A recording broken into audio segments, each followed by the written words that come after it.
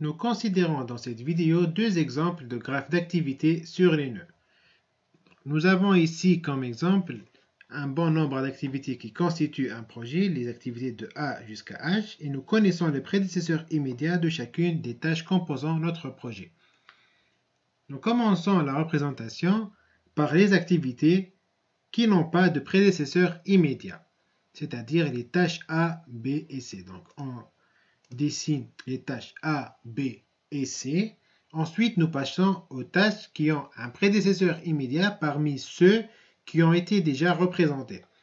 Donc, nous avons la tâche D qui a un prédécesseur immédiat qui est A. Donc, on représente D ainsi que l'arc incident de A vers D. Ensuite, la tâche E qui a un prédécesseur immédiat qui est B. Donc, nous avons un arc incident de B vers E.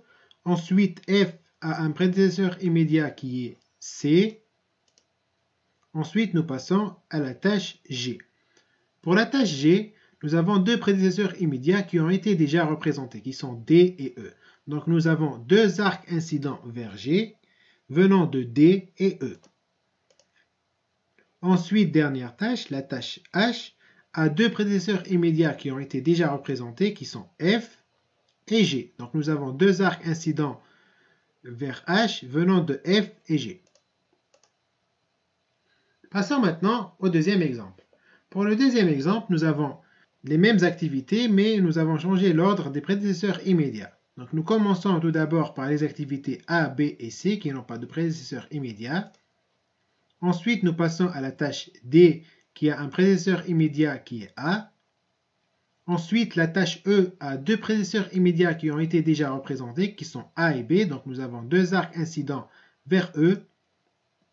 Ensuite, la tâche F a deux prédécesseurs immédiats qui ont été déjà représentés, qui sont B et C.